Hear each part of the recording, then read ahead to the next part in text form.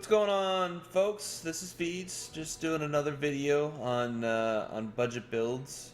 Today we're going to be talking about Admonitor. He's an uncommon hero for the Knights Revenant, and this guy was actually on one of my alts, my third or fourth alt account.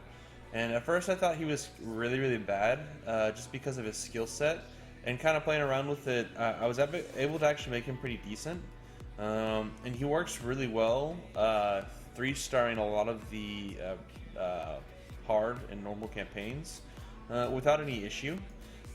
He's actually been one of my more enjoyable budget builds to do, and does a lot that kind of comes with it. So without further ado, just kind of looking at the build that I did with him, just to give you an idea, is I went with the Cruel set, and then of course with Retaliation.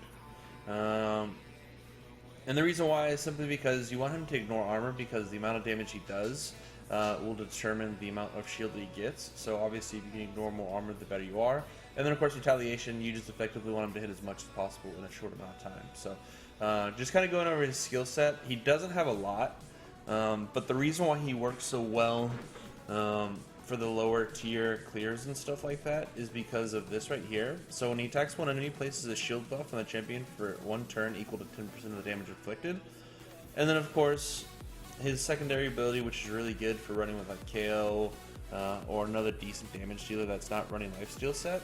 You can do place 50% ally protection buff on a target ally for 2 turns, which makes him pretty good overall. Obviously, because it's a budget build, he's uncommon, he doesn't have a huge skill set, and his damage output's actually limited quite a bit. But as you can see, not a significant amount of stats that have gone kind of into him. But ultimately, overall, he's very good in a lot of different reasons. Again, for being able to protect allies, and of course, more than anything else, getting you set up proper to do a lot of different things to it. So, I'd love to see what I could do with him once I get into Brutal and do some other campaign stuff with him, once I get him 6-star Ascended.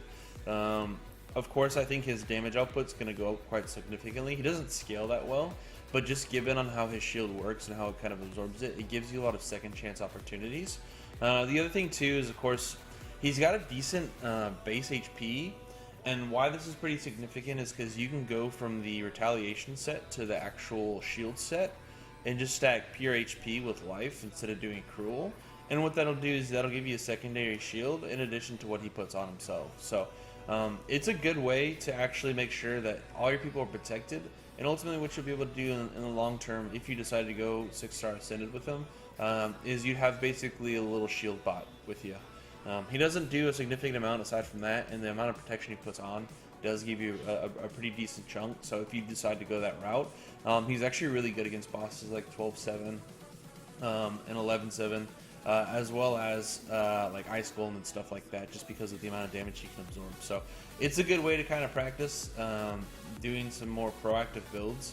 And it's very easy too because it's auto friendly, and what I mean by that is that effectively if you use him on auto or if you do him by yourself, ultimately there's not enough decisions for you to potentially mess up. So if auto does it and you do auto clears with him, of course it's not going to have as many issues that kind of go into it as well.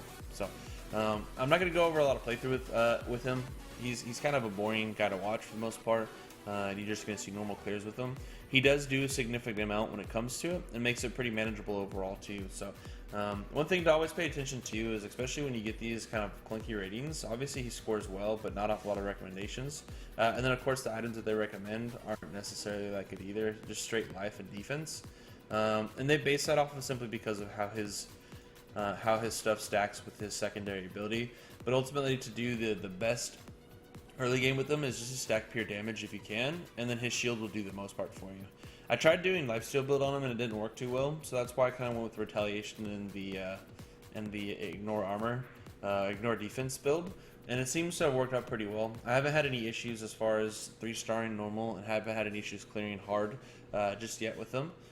So it's been a pretty good build. Admonitor is actually a super low budget because he does come out of green shards, so if you luck out to get him, he's not completely doo-doo for you to begin with. But if you guys enjoyed this or liked it or had any questions, thoughts, concerns about Admonitor specifically, or want to know the comps that I run with him, feel free to leave a message in the comments below. And if you like the video, go ahead and hit it, and we'll be doing more of these videos, budget builds included, to make sure we can kind of cover some bases for it. So appreciate it, guys, and you guys have a great one. Run. It's gonna be a left click. It's gonna be a left click.